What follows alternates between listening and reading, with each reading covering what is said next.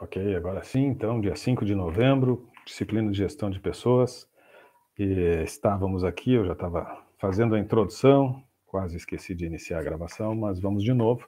Então, eu vou fazer a leitura e a apresentação de alguns slides com tópicos apenas dessa leitura que eu vou estar fazendo. Então, eu vou mudando os slides, mais como uma referência.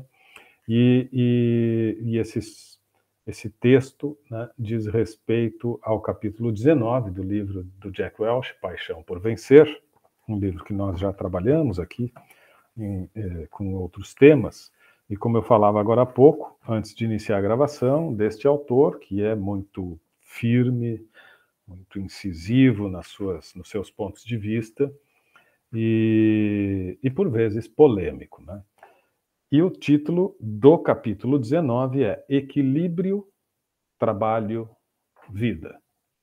Nós temos o TDE desta semana, que trata de qualidade de vida no trabalho, trata também de gestão da diversidade, trata também de ética profissional.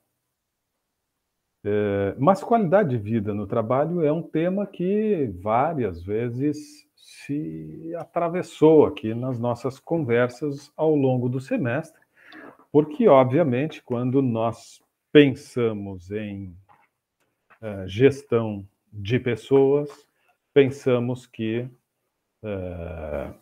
esta gestão, esse processo de gerir pessoas, tem que sempre, na medida do possível, caminhar no sentido de gerar bem-estar, gerar qualidade de vida para as pessoas, para as pessoas terem exatamente essa condição boa, adequada de produção.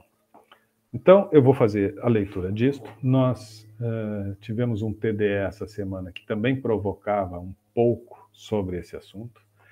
Mais do que isso, a atividade Relatório Virtual 2 é também sobre este tema.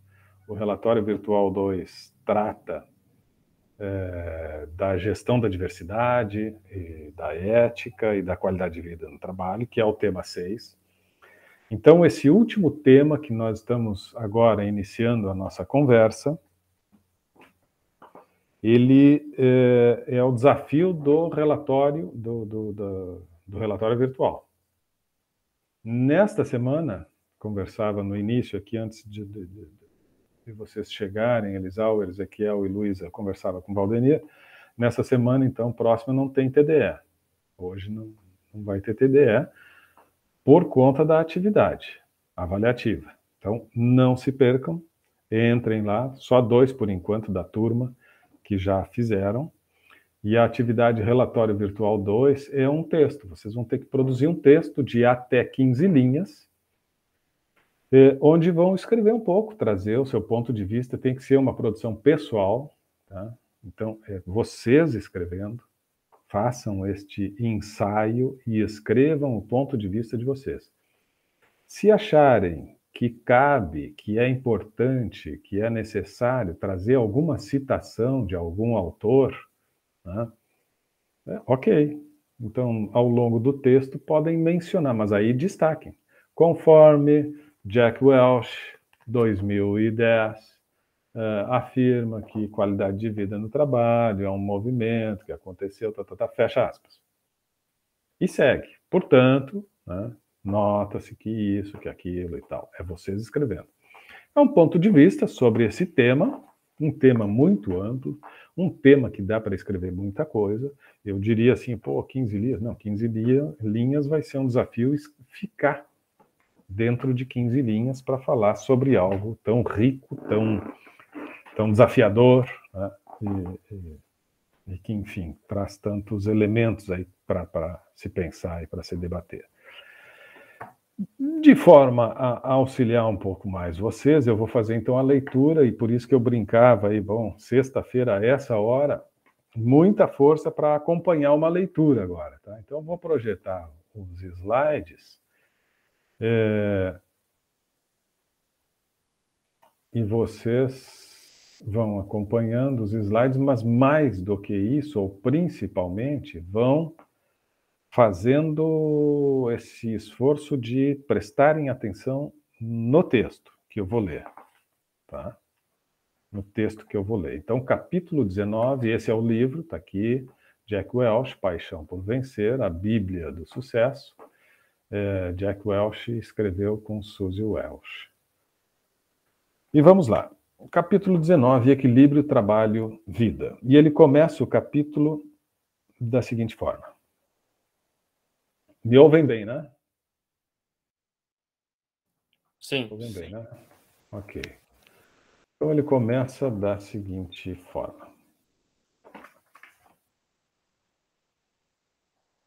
Se jamais houve um exemplo típico da situação, entre aspas, faça o que eu digo, mas não faça o que eu faço, se jamais houve um exemplo típico disto, vai ter neste capítulo. Ninguém, inclusive eu mesmo, escreve Jack Welch, ninguém, inclusive eu mesmo, nunca me consideraria autoridade em equilíbrio trabalho-vida. Durante 41 anos, meu princípio operacional foi trabalhe duro, jogue duro e passe algum tempo como pai. Se o conceito estivesse em voga na época, estou certo de que descreveria minha existência como perfeitamente equilibrada. Eu tinha a impressão de que minha vida continha todos os ingredientes nas quantidades certas. Ele acreditava naquela época que existia na vida dele equilíbrio, trabalho, vida. Ele vai descrever agora como é que era essa época na vida dele. Cresci numa época e como parte de uma cultura em que você lutava para entrar na universidade e para se formar com boas notas. Ainda como estudante, ou pouco depois, você se casava e começava a ter filhos. Conseguir emprego e ralar no trabalho eram considerados requisitos básicos para progredir na vida. Segui esse padrão sem pensar duas vezes. Felizmente, sempre vibrei no trabalho. Para mim, os fins de semana eram oportunidades para jogar golfe e para sair com outros amigos. Mas olhando para trás, é evidente que o equilíbrio que eu escolhi teve consequências para as pessoas ao meu redor, em casa e no trabalho. Por exemplo, meus filhos foram criados praticamente só pela mãe, Caroline. Da mesma maneira, desde meus primeiros dias em plásticos, eu costumava ir ao escritório sábado de manhã. Não por acaso, meus subordinados diretos também apareciam por lá. Pessoalmente, eu gostava muito dessas horas nos fins de semana. Limpávamos as pendências que se acumulavam durante a semana com mais tranquilidade e ainda batíamos papos sobre esportes.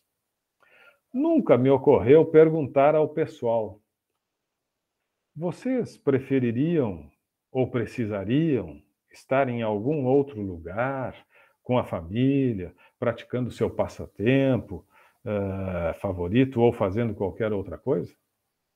Nunca me passou pela cabeça que alguém gostaria de fazer outra coisa que não fosse trabalhar sábado pela manhã. Minha defesa, se é que é possível ter alguma defesa, é que assim eram aqueles tempos. Nas décadas de 1960 e 1970, todos os meus subordinados diretos eram homens. Muitos deles eram pais, e os pais, na época, eram diferentes. Em geral, não assistiam às apresentações de balé nas tardes de quinta-feira, nem recusavam transferências para outras unidades da empresa, fora da cidade, para não prejudicar a carreira esportiva dos filhos. Não. A maioria das esposas não trabalhava fora e com suas próprias necessidades e exigências, porque, em geral, presumia-se que as mulheres deveriam ficar em casa para que tudo corresse bem. Evidentemente, os conceitos tomaram outros rumos na década de 1980, quando as mulheres começaram a entrar na força de trabalho. E em fins da década, eu já ouvia falar com muito mais frequência em equilíbrio trabalho-vida. De início, o assunto veio à tona em muitas de nossas turmas de desenvolvimento em gestão de negócios, onde os gerentes não raro expunham as pressões a que estavam sujeitos na tentativa de gerenciar viagens e transferências, em famílias nas quais os dois parceiros já trabalhavam fora. As discussões sobre esse tópico na GE, a empresa que ele atuava na época, se tornaram mais intensas em princípios da década de 1990. E atingiu novo nível de intensidade anos depois, nas reuniões com membros da rede de mulheres da empresa. Essas manifestações me forçaram a enfrentar algo que eu nunca encarara antes. Os conflitos resultantes da necessidade de gerenciar duas vidas integrais. Uma no trabalho e outra nas horas de folga. Seja cuidando dos filhos, seja prestando serviços voluntários em abrigos para sem-teto, seja correndo maratonas, não importa. Embora as conversas sobre o equilíbrio trabalho-vida se tornassem cada vez mais comuns durante a década de 90, os debates só se intensificaram depois de minha aposentadoria em 2001. Hoje, nenhum CEO ou empresa pode ignorá-lo. No outono de 2004, por exemplo, New York Times publicou uma série de artigos de primeira página sobre o equilíbrio trabalho e vida e sobre o estresse no emprego. Desenvolveu-se toda uma indústria de consultoria sobre o assunto, e são tantos os livros e sites sobre o tema que é impossível estimar o número. Assim, não admira que em minhas viagens pelo mundo, nos últimos 3 anos, eu tenha recebido um monte de perguntas sobre equilíbrio trabalho-vida. A mais comum é: como você encontrou tempo para jogar tanto golfe e ainda tornar-se CEO?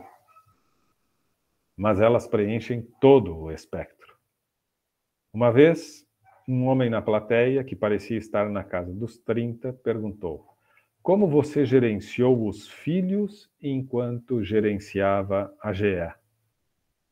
Minhas respostas a essas perguntas não foram muito úteis, eu não tenho dúvida. Eu disse que encontrava tempo para o golfe porque não fazia muito mais eu não fazia muito mais em minhas horas de lazer. Quanto aos filhos, não os gerenciei. Apenas instalava o chicote na hora das notas e bancava o diretor social durante minhas 3 semanas de férias anuais. Se hoje eles são felizes, devem-no muito mais à mãe do que a mim. Portanto, não pretendo ser especialista em como as pessoas devem priorizar as várias partes de suas vidas. E seja como for, sempre achei que essa escolha é pessoal. Mas como gerente, lidei com dezenas de situações e dilemas envolvendo o equilíbrio trabalho-vida. E centenas de outras como gerente de gerentes. E nos últimos 3 anos, ouvi muitas perguntas de chefes e funcionários sobre este tema complexo. Com base em todas essas experiências, tenho uma ideia de como os chefes pensam sobre o equilíbrio trabalho-vida, sejam ou não explícitos sobre a questão. Essa é a ideia que o Jack Welch tem sobre como pensam os chefes sobre equilíbrio trabalho e vida, mesmo que muitas vezes eles não expressem esse pensamento. E ele segue. Você talvez não goste dos pontos de vista deles, dos chefes. Ele chama os líderes de chefes. Mas é preciso enfrentar a realidade. Há muitos discursos bonitos sobre o tema, mas a realidade é outra. Para optar e agir de maneira que, no final das contas, faça sentido para você, é preciso compreender a realidade. 2 pontos. E aí ele vai relacionar estes 5 pensamentos dos líderes, dos chefes, segundo a percepção dele, do Jack Welch. Então, a primeira, a mais alta prioridade de seu chefe é competitividade. Evidentemente, ele quer que você seja feliz, mas apenas na medida em que contribuir para a vitória da empresa. Na verdade, se ele estiver trabalhando bem, o seu trabalho, por sua vez, será tão vibrante que a sua vida pessoal se transformará em algo menos premente. Ele precisa trabalhar bem, ele trabalhando bem, o teu trabalho vai ficar bom, e o teu trabalho ficando bom, tu vai te preocupar menos com a vida pessoal, vai conseguir entregar mais resultado e vai trazer competitividade. E é isso que interessa, na ideia de Jack Welch. Tem um gato aqui fazendo uma trilha sonora. Opa! Vocês estão ouvindo? Ou não? Chegam a ouvir aí? Sim, sim. É uma trilha, eu encomendei eles. Segundo, olha o que ele diz no segundo, a segunda ideia que ele tem sobre o que pensam os chefes. E sobre isto aqui, eu gostaria é o último slide, eu estou finalizando a leitura e gostaria de provocar vocês. Então, estejam atentos a essas conclusões que ele tem depois de narrar a história dele, da vida dele enquanto no que diz respeito a percepções sobre qualidade de vida no trabalho, sobre equilíbrio de trabalho e vida, sobre o quanto ele entende que, bom, era assim que as coisas aconteciam, era isto, a vida era assim. Então, nós tínhamos uma sociedade que era muito diferente da sociedade que hoje vivemos, e por conta disso, sim, eu me sentia equilibrado, porque eu gostava muito de trabalhar. E trabalhava muito. E quem cuidava dos filhos era minha mulher. E assim era. E funcionou. Mas ele reconhece que, com o passar do tempo, aí ele vai situando historicamente, década de 70, década de 80, década de 90, anos 2000, o ingresso da mulher no mercado de trabalho, o aumento da participação da mulher no mercado de trabalho, a constituição das famílias num formato diferente, os dois trabalhando, a divisão de responsabilidades, enfim, tudo muda e os conceitos começam, então, a ser repensados. Mas ele alerta, os chefes pensam ainda assim. E é sobre isso que nós vamos conversar um pouco para ver se realmente é essa a realidade ou não. O segundo, a maioria dos chefes está absolutamente disposta a acomodar os desafios do equilíbrio trabalho-vida se você fizer jus a isso com bom desempenho. A palavra-chave aqui é se. Se você tiver bom desempenho. Aí nós vamos pensar em como resolver essa questão do equilíbrio trabalho-vida. O terceiro, os chefes sabem que as normas sobre trabalho e vida, que constam dos folhetos da empresa, destinam-se principalmente a facilitar o recrutamento e que as situações pessoais são resolvidas individualmente, no contexto de uma cultura de apoio. Então, é muito mais para representar um elemento de atratividade do que propriamente uma cultura organizacional. Outro, as pessoas que ostensivamente tornam públicos seus problemas de equilíbrio trabalho-vida e o tempo todo pedem ajuda à empresa são segregadas como ambivalentes, criadoras de caso, desinteressadas, incompetentes e talvez tudo isso junto. E, por fim, até os chefes mais conciliadores acreditam que o equilíbrio trabalho-vida é problema do funcionário. Na verdade, a maioria sabe que existem algumas estratégias eficazes para resolver essas questões do equilíbrio trabalho-vida. E eles esperam que o trabalhador recorra a essas estratégias, porque o problema é deles. E isto é um ponto de um subcapítulo, ele aprofunda mais estes 5 aspectos até o final do capítulo. E aqui eu encerro, então, a leitura, volto a enxergá-los aqui, e quero trazer para o debate aqui. O que vocês acham? O que vocês pensaram sobre o TDE desta semana? Se vocês trouxeram, chegaram... Eu vi que o Ezequiel escreveu, a Luísa acabou de sair da reunião, diminuindo a nossa audiência ainda mais. Eu vi que o Ezequiel participou, o Marcos, a Valcilene, mas não veio, Juliana não veio hoje também, Fernando não veio hoje também, Larissa não veio hoje também. Ezequiel, só tu que fizeste o TDE e está presente. Então, não sei se tu quer comentar, Ezequiel, o teu TDE. O Valdecir disse que queria, Valdenir disse que queria também falar, apesar de não ter conseguido postar, quando foi postar já tinha fechado. E aí a gente conversar um pouco sobre esta percepção sobre os líderes contemporâneos, se realmente ainda tem essa atuação, se isso é uma verdade, conversar um pouco sobre as transformações culturais, o quanto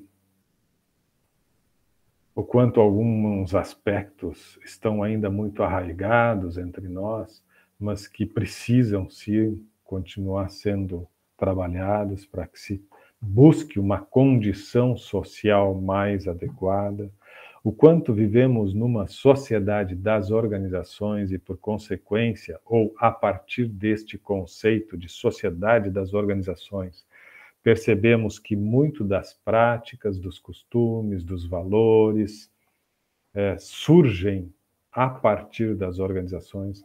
As organizações são elementos, entes, né, dentro da sociedade, propulsores, precursores das transformações.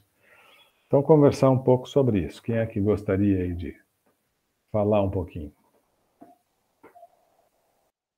Bom, já que eu fui o único que escreveu lá, posso começar. Eu escolhi uma empresa que eu trabalhei de tecnologia, e relacionada ao TDE, ela tinha um código de ética bem definido quanto à singularidade de cada um, né? Ou seja, eles sempre avaliavam a capacidade técnica acima de tudo, né? Seja sua etnia, sua raça, se tu tinha tatuagem, né? Se tu usava um cabelo maluco, colorido, isso eles não se importavam muito, né? Tanto que tu podia notar nos corredores bastante dessa pluralidade, né? Digamos assim. E tinha bastante PCDs, né? Tinha movimentos LGBTQ, não sei quantas letras são agora, né? Mas tinha esses movimentos, tinha movimentos antirracistas também, movimentos de negros, que todo mundo podia participar, né? Todo mundo podia se movimentar, porque a empresa apoiava bastante. Empoderamento feminino também tinha, e nesse empoderamento feminino tinha até homens participando, né? Pois como eram em pró esse movimento, era bem aceito. E era bem legal esses movimentos, eles faziam várias palestras, né? Eles iam até as equipes falar um pouco mais sobre conscientização, etc. Tinha bastante ações periódicas, né? E a empresa ela sempre apoiou muito isso, né? E acredito que isso ajuda bastante os colaboradores, né? Pois tu via que as pessoas que participavam desses movimentos, eles se mostravam bem motivados, né? Bem felizes que a empresa dava essa oportunidade para eles poderem se abrir e conscientizar todos os colaboradores, né?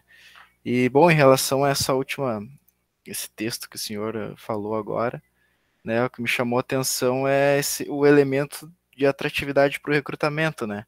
Que eu acredito que é uma faca de dois gumes, né? Você pode atrair uma pessoa a querer trabalhar na sua empresa, né, com todos os benefícios, tudo que a empresa fala que ela é. Você chega lá, às vezes pode ser um pouco diferente daquilo que te comentaram lá na entrevista, por exemplo, né, ou no site da empresa, né? Isso acaba, às vezes, frustrando o funcionário, né?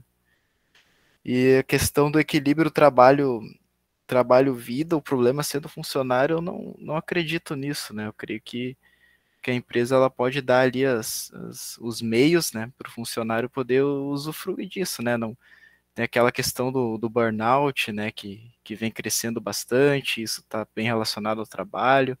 Eu acho que são elementos assim que a empresa pode trabalhar para reduzir toda essa questão psicológica que envolve, né, essa questão do funcionário e do trabalho. Às vezes o funcionário se esgota, né, sempre pensando no trabalho, no trabalho. E eu não creio que é um problema do colaborador em si, né? É algo que pode ser trabalhado com a empresa. Eu acredito que é mais ou menos isso, professor. Muito bom, Ezequiel. Muito bom, como sempre. Que bom que temos sempre a tua participação aqui. O que vocês acham, Valdenir e Elisauer? Boa noite, professor. Boa noite, pessoal.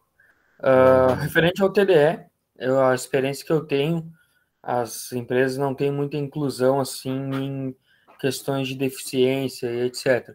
A empresa onde eu trabalhava antes era uma empresa, produzia medidores de energia e tudo mais. Eles tinham uma inclusão, eles faziam um projeto, tinha um projeto Pescar, onde tinha inclusão com o pessoal que participava da APAE, pessoal de baixa renda e tudo mais. Porém, assim que trocou de empresa, primeiro que esse projeto era um projeto que era por causa que tinha aquela questão dos jovens aprendizes e tudo mais, era uma questão de legislação. A partir de tantos funcionários tem que ter não sei quantos menor aprendiz por funcionário.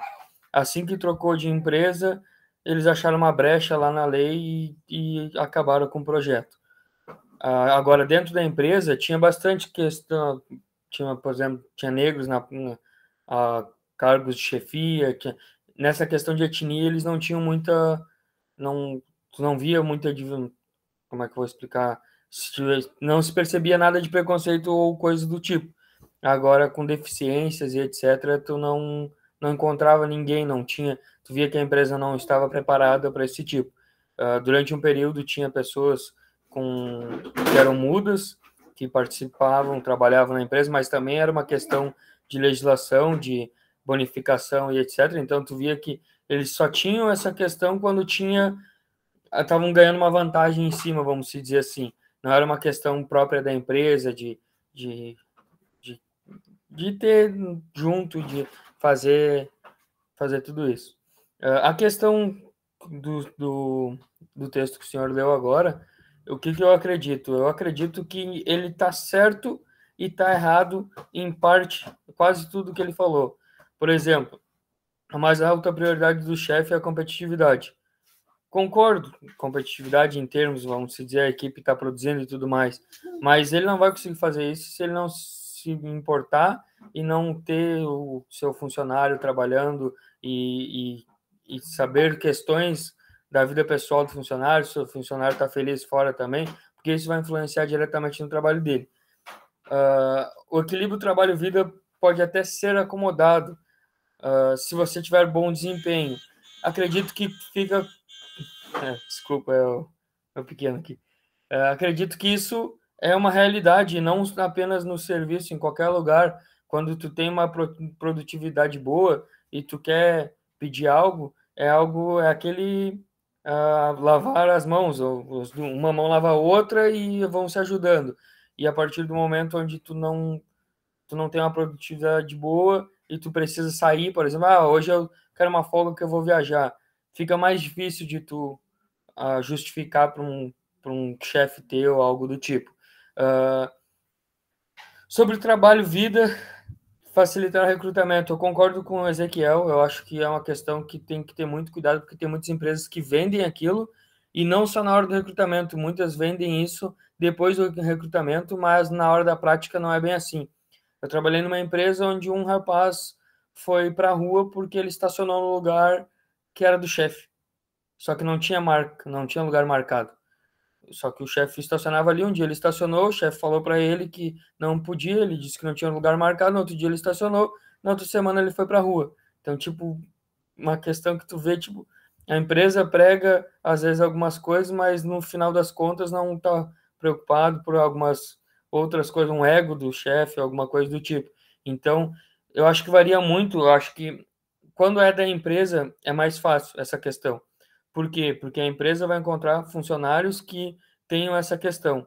Agora, tem vezes que a empresa não dá muita bola para isso. E o que acontece? Daí vai depender muito da pessoa que foi contratada. Eu tive nessa mesma empresa que eu citei, eu tive um chefe que não era muito ligado se tu estava com problema pessoal ou não dava muita bola. Ele até perguntava às vezes, mas não procurava saber como é que estava, se precisava mais sábados ou não. Se tivesse que fazer hora extra, tinha que fazer hora extra e deu.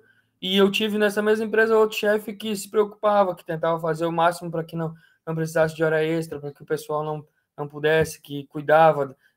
Às vezes ele vinha com um bombom, dava um bombom pro pessoal para dar aquele ânimo. Às vezes coisinhas pequenas como é que eu vou explicar, que fazem o pessoal se animar assim, sabe? Então eu acredito que é um equilíbrio, e a última parte ali, o que é problema do funcionário, eu acredito que hoje é o maior problema do funcionário. Eu, como funcionário, penso assim, realmente, esse é um problema meu, mas eu vou procurar uma empresa onde tem um mínimo de importância isso para eles, porque eu já passei por situações onde eu tive que faltar num mês, numa semana, uma ou duas vezes, e eu entendo que isso acontece. O que não pode acontecer é o funcionário mentir ou não falar ou alguma coisa do tipo. Eu acredito que com comunicação tudo facilita, mas mesmo com comunicação tem algumas empresas que não estão importadas, então eu acredito que realmente o funcionário é o maior, problema dele, e que se está errado naquela empresa, ele tem que encontrar uma que sustente ele. E que, nesse caso, num todo, no caso, acredito que seja mais ou menos isso aí. Muito bom, Valdemir, muito bom. Muito legal. Elisauer, quer contribuir com alguma coisa? Senão eu retomo.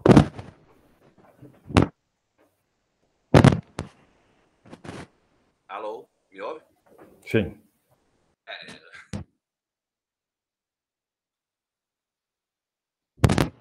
Alô. É uma deficiência técnica aqui no meu laptop que não... Tá. Eu ando pecando aí no quesito TDEs, já justamente por um fator que tem a ver com o assunto até, né? Em decorrência da pandemia e todos os agravantes que trouxeram para as empresas, né, a queda no volume de trabalho aí, eu acabei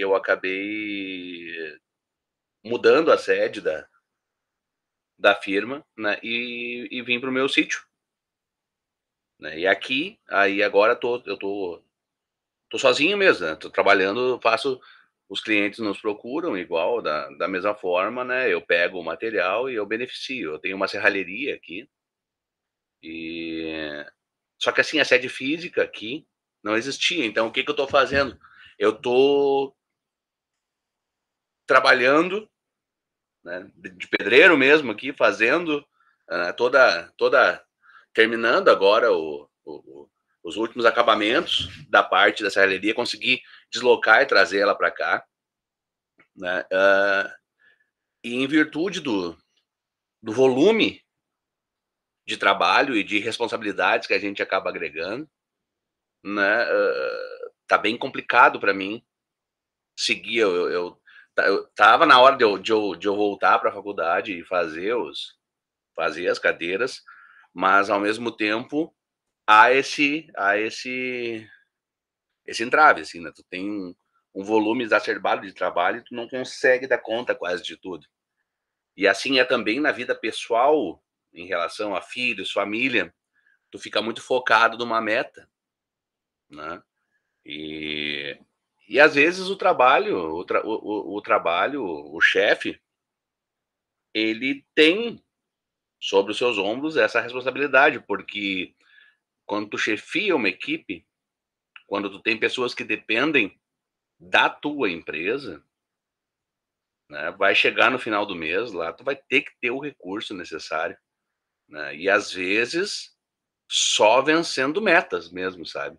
Só tu conseguindo alcançar objetivos que te tragam o retorno, né, e que te tragam, né, o insumo necessário para que tu dê conta, porque na verdade ninguém trabalha de graça, né? Todo mundo e tu conciliar. E eu acho que hoje em dia cada vez mais, assim, sabe? Tu conciliar a vida pessoal, poder dar uma atenção física numa quantidade saudável, numa quantidade que seria boa e que, né, é bem complicado. Então a gente tem que ter um jogo de cintura bastante grande, assim, para tanto como funcionário como chefe, né? Porque as duas funções, elas são, na verdade, semelhantes. Eu considero semelhantes. Tanto o chefe quanto o funcionário são iguais, na verdade, né? O que distingue o funcionário e o chefe é a posição hierárquica, né? Que cada um, mas na verdade o funcionário está ali, ele cede o seu trabalho, ele cede o seu conhecimento, né? Em troca da sua remuneração, em troca da sua subsistência, né? O chefe coordena, às vezes, uma gama maior de responsabilidades, né? Mas também ele está ali por quê? Porque ele está ali, aquilo traz a sua subsistência. O volume é grande, ele ganha bem com aquilo, ele ganha muito, ele é rico. Às vezes a empresa, mas tem muitas empresas que são de porte médio, são pequenas empresas, né, que têm uma rentabilidade onde o tutor ali ele sobrevive. Ele sobrevive e muitas vezes com uma responsabilidade grande, né? Então é muito complexa essa questão da família e filhos, tu chegar a um equilíbrio, né? E é fundamental para a tua saúde psicológica, assim, para a tua saúde mental, é fundamental que tu possa ter, né, contato com a tua família, com os teus entes queridos, né? Um professor dá aula o dia inteiro, a semana inteira, às vezes tem só o final de semana onde ele tem que corrigir prova, né? Então os nossos tempos são eu acho que não é uma característica só dos nossos tempos, é uma característica da sobrevivência humana num contexto geral, assim, sabe? A gente tem que produzir para prosperar como um organismo, né? Eu acho que esse ponto aí é interessante que tu coloca. É uma característica do nosso tempo, talvez não seja característica do nosso tempo, porque é uma questão de sobrevivência, a gente precisa trabalhar e tal. Mas o nosso tempo é bem diferente de um tempo não muito distante, de um tempo recente. Se a gente voltar aí, nesse apanhado histórico que o Jack Welch faz, ele mostra que em 5 décadas nós tivemos muitas mudanças, muitas transformações.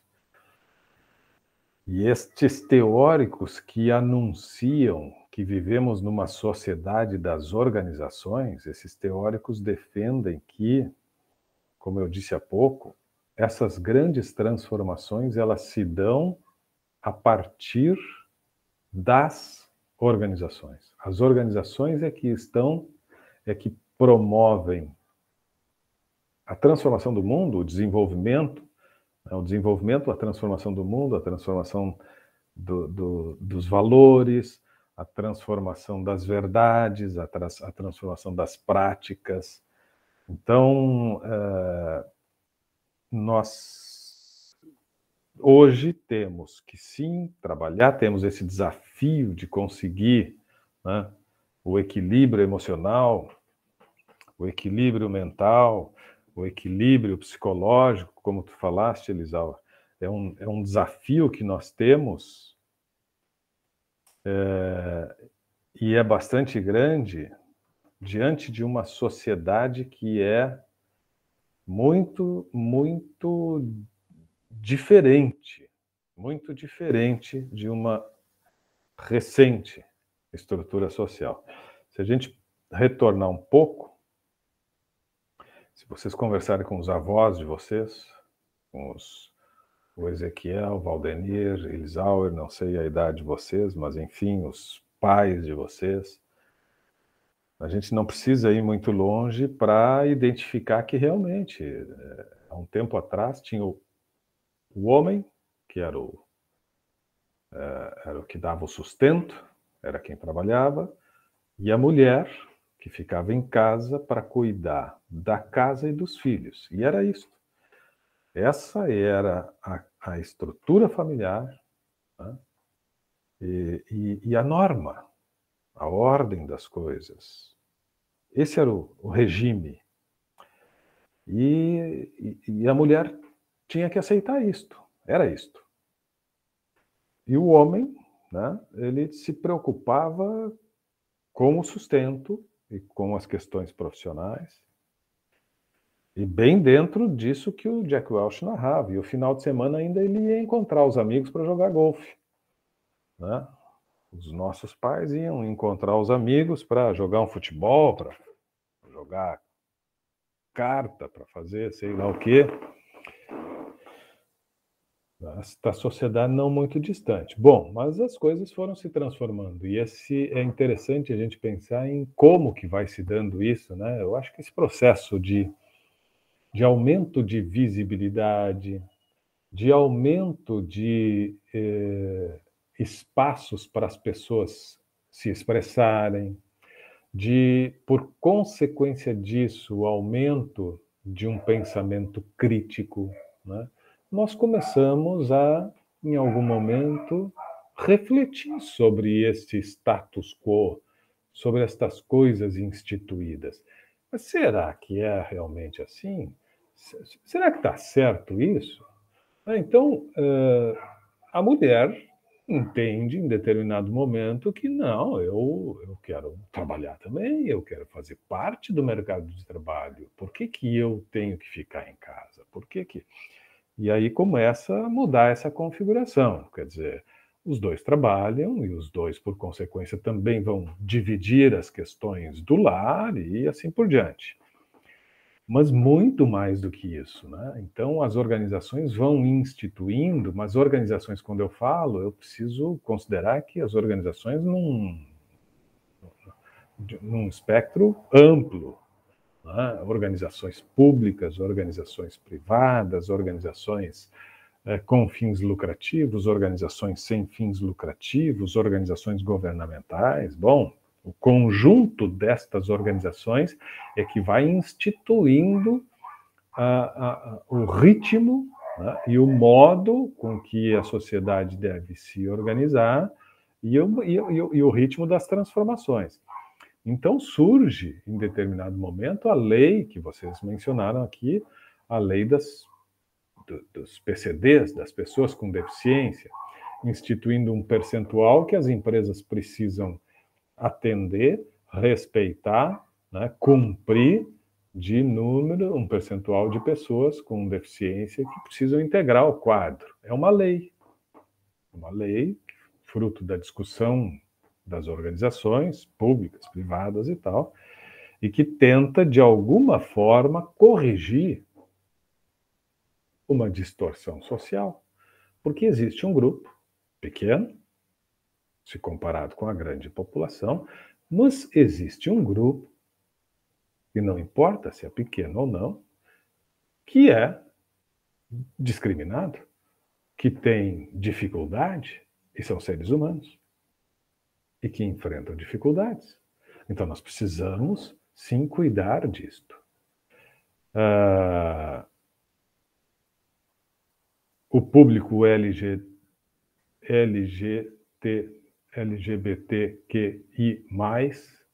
acho que é isto,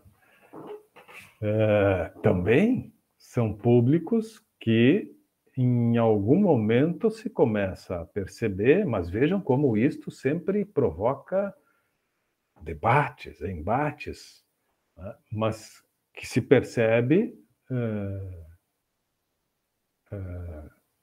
o desrespeito, o desprestígio, a injustiça, a discriminação.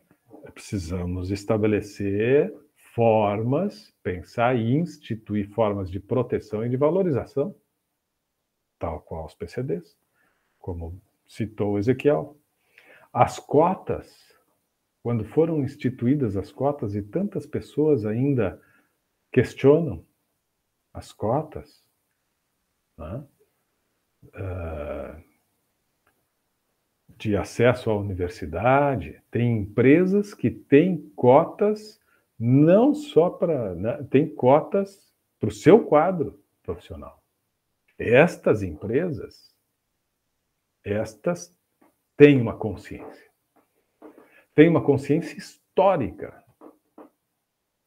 Porque tu criticar a lei de cotas, né, analisando o presente, não, eu estou aqui trabalhando e eu tenho mesmo, não posso ter um direito inferior ao outro, não importa a cor, não, importa e nós precisamos fazer um estudo histórico, estuda a história, e aí depois me diz se nós não precisamos pensar profundamente nas nossas práticas, o que nós fizemos e ainda muitas vezes fazemos, e como nós podemos e precisamos corrigir estes erros graves de conduta. Então, sim, nós precisamos... isso é o resultado, né? As leis que vão surgindo, né, que são frutos de um debate social e que são instituídos por organizações nem sempre governamentais, que são incentivados, alimentados e tal pelas organizações, é que vão trazendo esse caráter de mais justiça, esse caráter de mais humanidade.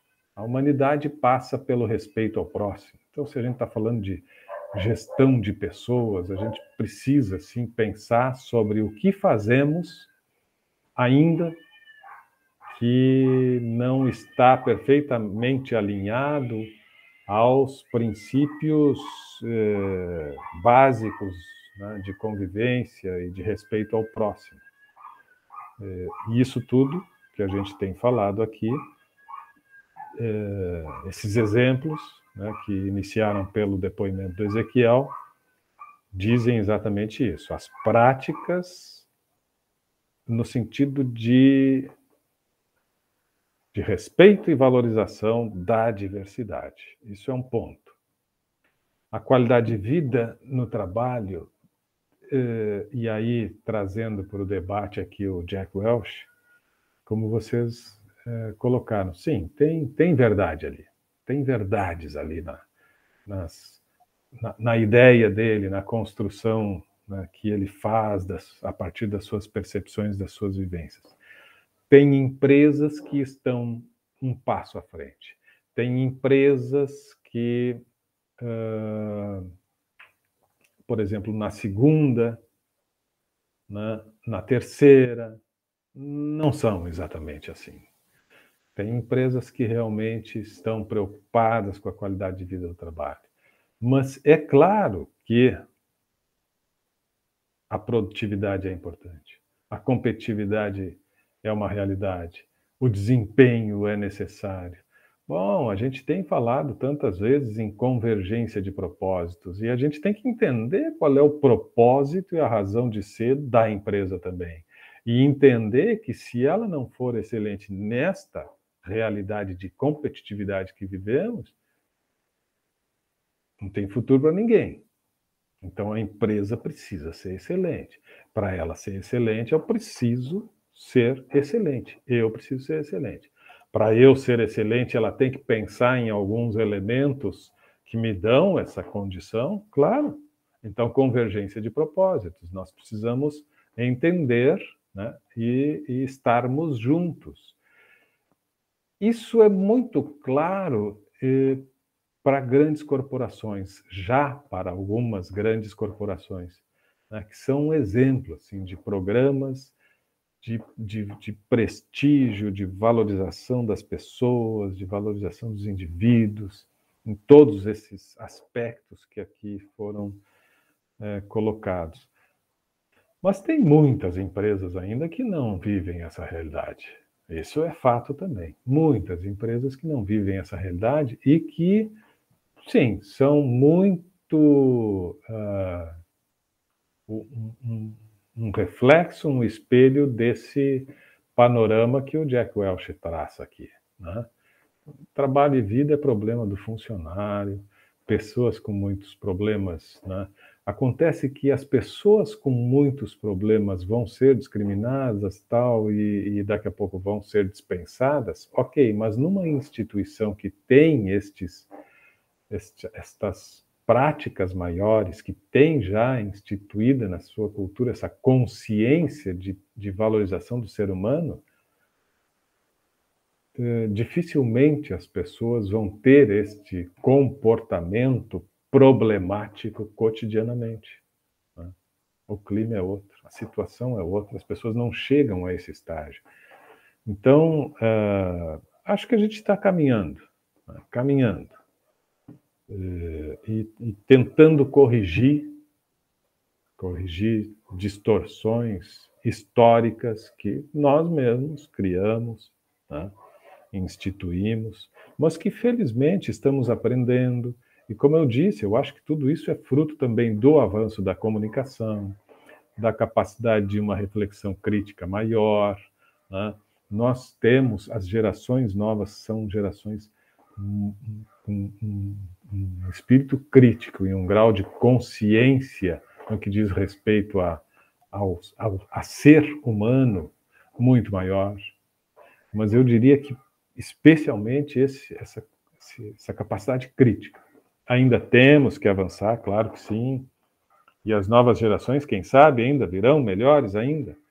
Espero, né? É a expectativa, é a tendência, exatamente pela possibilidade que se tem desses diálogos, desses espaços mais reflexivos e críticos, né? E de que olham para aquilo que é o nosso dia a dia e do quanto ainda precisamos ir corrigindo, ir ajustando, ir melhorando, né? Esse é o nosso grande desafio, né? Tem muita empresa ainda que tem discursos já bonitos, mas na prática ainda não. Tem muitas empresas que têm discursos muito bonitos e a prática inspiradora, exemplar, temos, né? E o início do texto do Jack Welch, né, ele começa já falando: façam o que eu digo, mas não façam o que eu faço. Isso é esse é terrível, esse ditado, né? E saibam que as gerações aí que ele menciona lá no início, 1960, 1970, tinham quase que né, isso era quase uma lei, né? Façam o que eu digo, não façam o que eu faço. Mas que horror isso, né? Porque nós ensinamos pelo exemplo, pela prática, pelo que fazemos e não pelo que falamos, né? Perdemos toda a autoridade quando falamos uma coisa e fazemos outra. Então, esse discurso, né, façam o que eu digo, mas não façam o que eu faço, ele foi perdendo força. Felizmente, hoje, ele está enterrado. Não, eu quero saber, é o teu exemplo. Me dê o exemplo e eu penso nele, sobre ti. Penso a partir dele, sobre ti. Muito bem, meus caros. Muito bem. Obrigado pela presença, pelas contribuições valiosas de sempre. Muito legal. Essa semana, como eu tinha anunciado, não temos TDE, mas façam lá um texto. Eu prestigio muito nessa avaliação aí, que eu dou a nota, né, nos relatórios virtuais. Eu prestigio muito a participação aqui. Deixo isso anunciado aqui, que está sendo gravado. Quem dera todos pudessem ouvir isso. Com certeza, a minha avaliação de vocês vai ser uma avaliação muito boa e muito positiva, porque vocês estão aqui sempre, né? E a contribuição de vocês é muito valiosa. E aqueles que, por uma razão ou outra, não têm participado dos nossos encontros, bom, aí eu vou fazer a avaliação da produção textual e possivelmente tenham algum prejuízo exatamente por não terem nenhuma outra interatividade. Eu eu tenho certeza que a construção do conhecimento se dá sempre a partir dessa possibilidade do debate, do ouvir o outro, do ouvir a experiência do outro, de poder refletir e tal. E graças a vocês a gente tem sempre esses momentos ricos na sexta-feira. De qualquer forma, façam ali, postem o texto e tal. E daí na outra semana, sim, voltamos a ter um TDE, mas já anuncio que... Então, semana que vem não temos TDE, essa semana agora, e dia 12 retornamos, vai ter um novo TDE, já é depois 19, e no início de dezembro já é a AS, portanto temos mais 3 encontros possivelmente aí, e estaremos concluindo as atividades, 3, 4 encontros. Estamos na reta final.